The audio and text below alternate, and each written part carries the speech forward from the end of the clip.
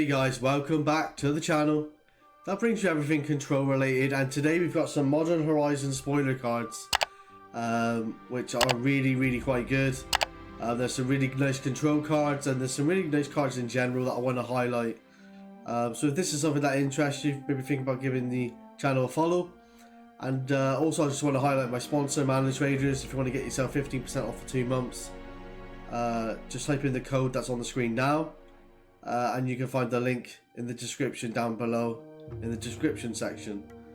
But without further ado then, let's just get straight into the cards. Alrighty guys, the first card I want to highlight here then is Dakkon. I actually think it's a very good card. It is sorcery speed, so that is something to highlight here, but it does destroy a target creature, and that creature cannot be regenerated. But what more importantly is the overload. So basically it's a bit like Damnation, or even more like Wrath of God actually, where you get to destroy all creatures and they cannot be regenerated. Now I believe Damnation is slightly different. Let's have a quick look. But I think Damnation is... We should have got this up. Oh no, it is Damnation basically. It is Damnation. So yeah, you know, Dam is actually, you know, very flexible in that sense, in the sense that you could destroy target creature. So if you're struggling to get to 4 mana, for example, you can cast Dam, or you can overload it if you get to 4 mana and clear the board. So actually the flexibility of this card is very good, and black decks are going to want to use this card for definite.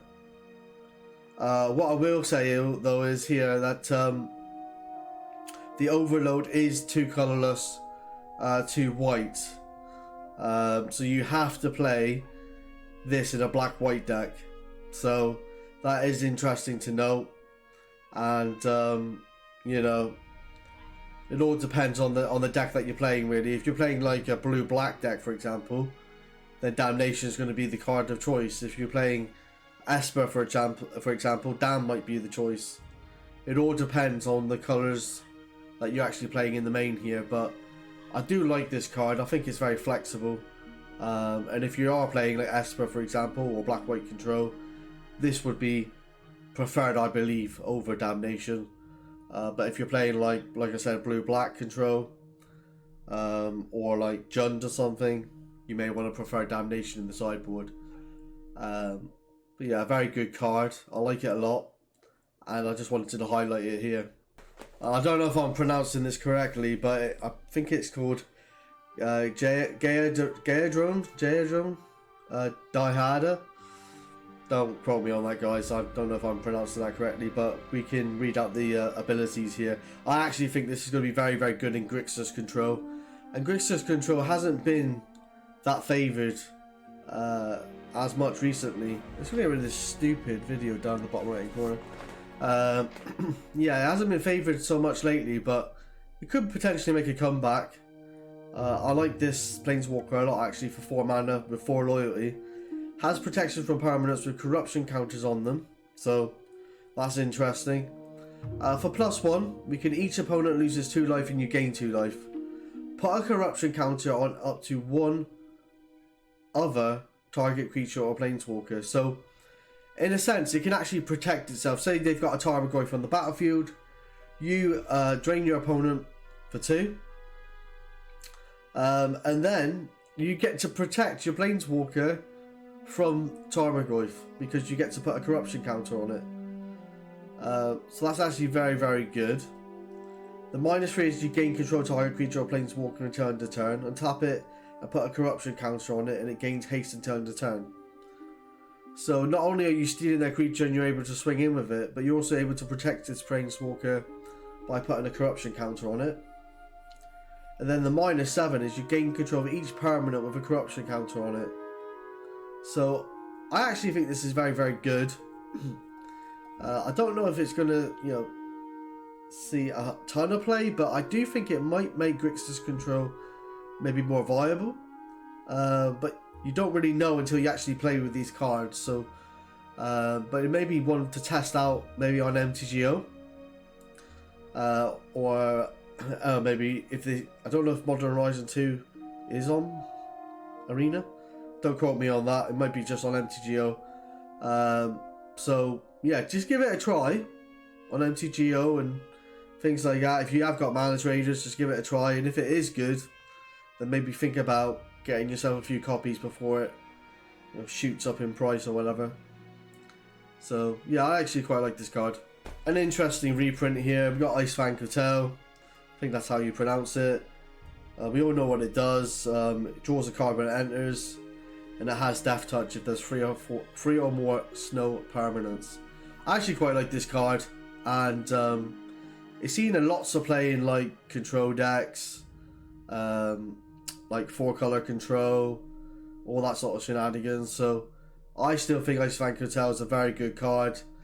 It doesn't quite see the play it used to before overall banning and everything, but I still think it is a very good card and sees a lot of play in Modern. So I actually quite like this reprint. Another interesting reprint here, we've got Vindicate, Sorcery Speed, 1 colorless, 1 black, 1 white, destroy target permanent. So this is actually very, very good. It targets lands, and it targets planeswalkers, artifacts, enchantments, creatures, anything that is on the battlefield. So this, it's a very, very good card. It was only Legacy playable, but now it's Modern playable. So it could be very, very good for black-white control decks moving forward. Very good against Tron lands, very good against Amulet lands and E-Tron lands, as well as just being really flexible. I really like this card, guys. I really like this card, and I think it's going to see a lot of play. Alright, another card, guys, that we have is Nathaniel's Disc. I hope I'm pronouncing it correctly. Enters the battlefield tapped, and for 1 you get to destroy all artifacts, creatures and enchantments. So it's a very flexible card. The only downside is it does come into play tapped, but for 1 mana you're blowing up, you know, your creatures, your opponent's creatures, or whatever it may be, artifacts, enchantments. And I don't believe this was Modern playable, so this is a new addition to the Modern format, and it's, like I said, it's very flexible, and I like this card a lot actually. I think it might see sideboard play for definite, and yeah, I'll give it a try in sideboards because I think it's going to be very, very good. Another interesting card then for control is Solitude. I actually think this is a pretty good card. What I would have liked though is for it to be 2 colorless, 2 white.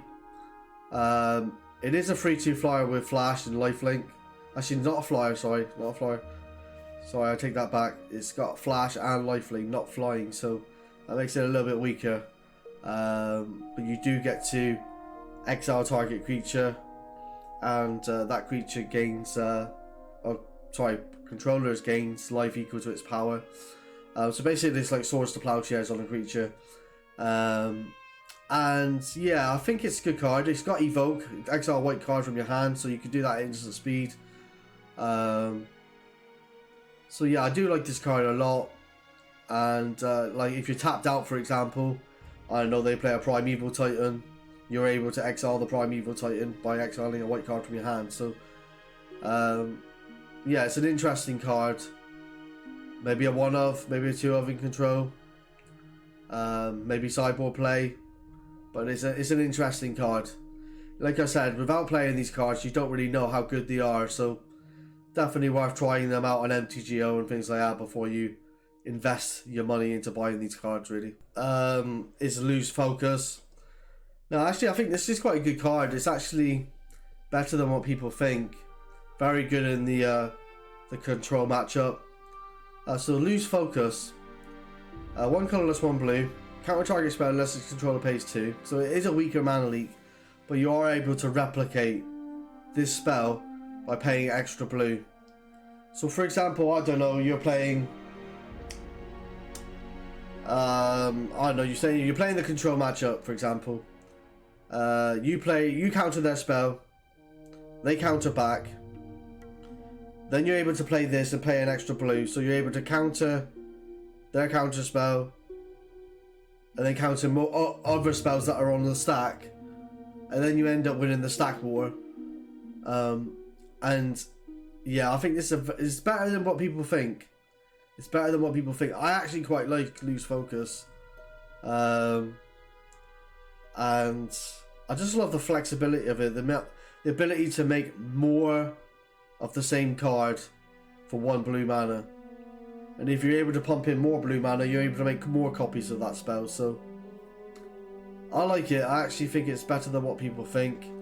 And yeah, definitely one to check out for. The last card I really want to talk about then is Dakkon Shadow Slayer. Very, very good card. 3 mana, that's it. Only 3 mana. 1 white, 1 blue, 1 black. And it enters the battlefield with a number of loyalty counters equal to the number of lands you control. So say you own 3, for example. It would come in with 3 loyalty counters. And what I mean by own 3 is own 3 lands. If you own 6 lands, it comes in with 6 loyalty counters on it. +1, you get to survey 2, so you're able to put stuff into your graveyard, which actually could be quite good with things like Snapcaster Mage, etc. Or you get to -3 exile target creature, which is excellent. Like a big fatty like Tarmogoyf or something like that. Or -6, you may put an artifact card from your hand or graveyard onto the battlefield. So,